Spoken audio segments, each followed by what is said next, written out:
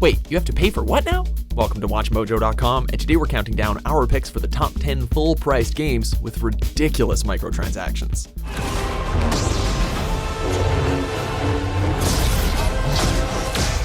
Before we begin, we publish new videos every day, so be sure to subscribe for more great content. For this list, we'll be looking at fully priced AAA video games, which include microtransactions. For the purpose of this list, we won't be ranking the list based on the weirdness or uselessness of the purchasable content. Rather, we'll be ranking it based on the games themselves and how poorly and controversially they implemented said microtransactions. Quick hit and run. Get me close to the truck and I'll take care of the rest. Number 10, Metal Gear Solid 5, The Phantom Pain. How can we let this happen? Guess it's time to increase security. Just give me the order. The Metal Gear Solid series has always been a consistent franchise for delivering some of the highest quality experiences in gaming. This continued with The Phantom Pain, as it received universal acclaim both from critics and audiences alike. That said, it still contained some egregious microtransactions which we really can't forgive. You could purchase something called Mother Base coins using real-world money. Coins which were then used to upgrade your headquarters by building forward operation bases. Of course, the most absurd thing to be purchased with these coins was FOB insurance, which is exactly what it sounds like. It covers the cost of assets stolen by other players. Do we really need to be purchasing insurance policies in our games? We're ready to strike back. Say the word. Number 9, Call of Duty World War II.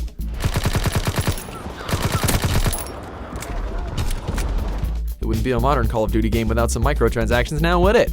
Call of Duty World War II seemingly put the series back in the good graces of fans. It was relatively well received, and it doubled the sales of Infinite Warfare when comparing their first 10 days. And then they implemented loot boxes, ones that could be purchased with in-game currency or, of course, real-world money. To make matters even more deceptive, the game actively encourages players to watch others open loot boxes that they earn, almost as a way of coercing you into dropping a few extra bucks for that one rare gun. Number 8, Middle-earth Shadow of War.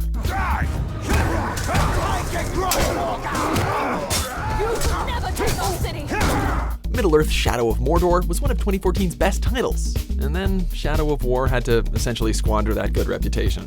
Shadow of War was one of the first major targets of the great loot box fiasco of 2017, and also one of the most notable examples. Epic and legendary orcs and gear are a commodity in this game, and while you can certainly find them easily enough, you can also purchase them with gold coins, which of course can be bought with real money, effectively lessening the game's difficulty and speeding you towards the ending. Like most microtransactions, this stuff isn't really necessary, but purchasing a few of these loot boxes could get you to the true ending of the game faster, so fans were upset. Number 7, Dead Space 3.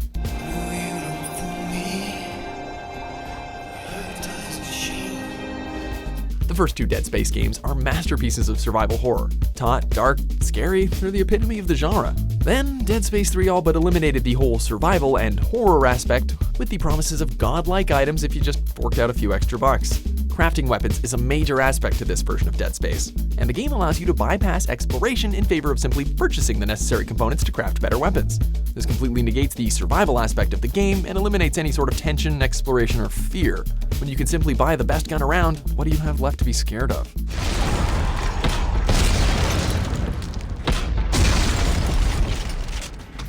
Number 6, Call of Duty Modern Warfare Remastered.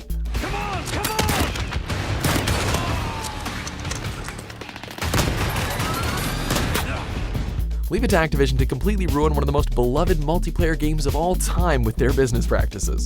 Microtransactions for this title went live in a December update, as players had the ability to purchase cosmetic items.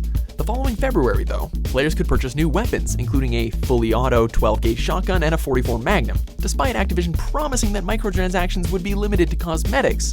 They also charged for the Variety Map Pack, despite most remasters coming equipped with all DLC. And to make matters worse, it was $5 more than it was in 2008. I mean, adjusting for inflation, yeah, but this is really scummy.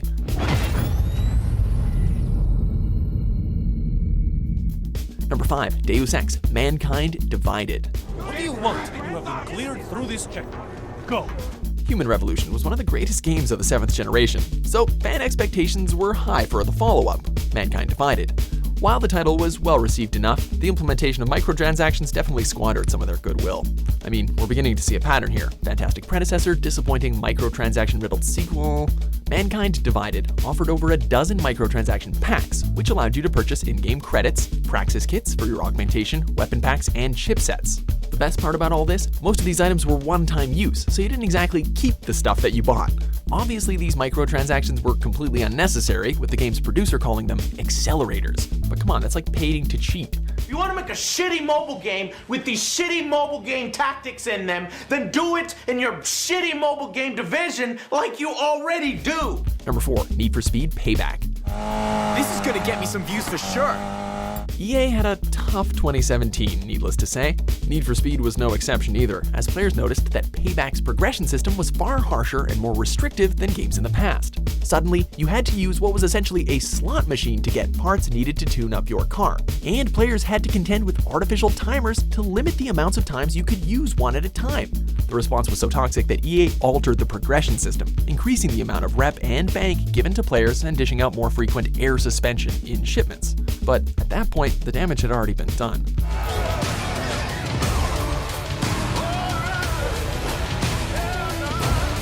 Number 3, Evolve.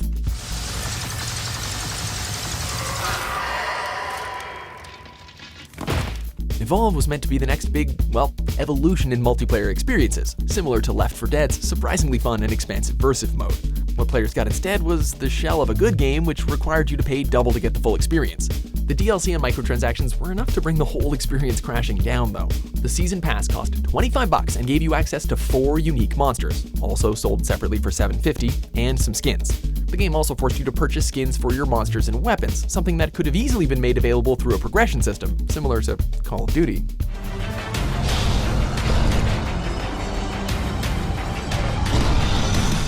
Number 2, NBA 2K18. Yeah! Envious. Everyone acting so frivolous. Jealousy. Sports games have always been ripe for the implementation of microtransactions, and while many titles have employed them in recent years, perhaps none have done so egregiously as NBA 2K18. The game relies on something called virtual currency, which is used to purchase cosmetic items like haircuts. But it's also the only way to level up your custom character stats or obtain signature moves. To make matters worse, you must first unlock the option to purchase these upgrades, then actually purchase them with your currency.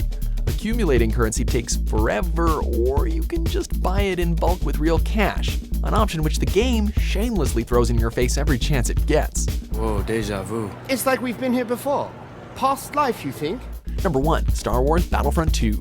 Still haunts my dreams. Yeah, you knew this was coming, right? If loot boxes and microtransactions weren't seen as a problem before, Battlefront 2 sought to change that.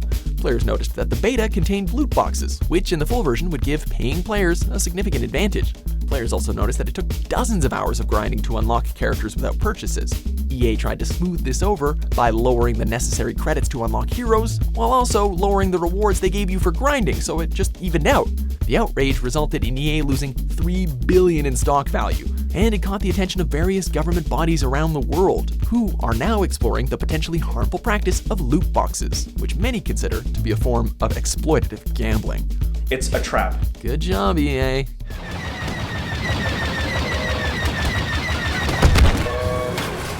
That'll do it. Do you agree with our picks? Check out these other great clips from WatchMojo and subscribe for new videos every day.